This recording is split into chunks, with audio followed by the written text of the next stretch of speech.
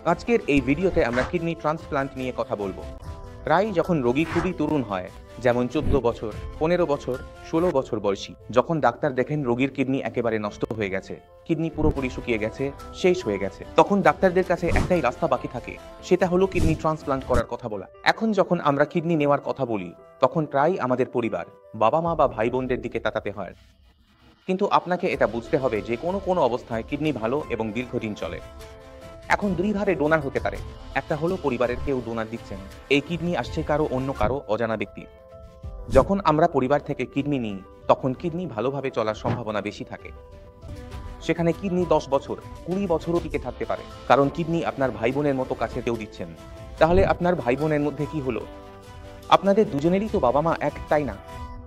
তাই সেই কিডনির ম্যাচ হওয়া এবং দীর্ঘদিন ভালোভাবে চলা সহজ হয়। কিন্তু যদি আমরা কোনো অজানা ব্যক্তির কিডনি নিই, যার পরিবারের সম্পর্কে কিছুই জানা নেই এবং আমাদেরও তার পরিবারের সঙ্গে কোনো সম্পর্ক নেই, সেই ক্ষেত্রেও আমরা দেখি এই কিডনি খুব দ্রুত খারাপ হয়ে যায়। তাই সবচেয়ে জরুরি বিষয় হলো ডোনার কে। যদি ডোনার আপনার পরিবারের কেউ হন, তাহলে সেই কিডনি দীর্ঘদিন ভালোভাবে চলার সম্ভাবনা বেশি থাকে।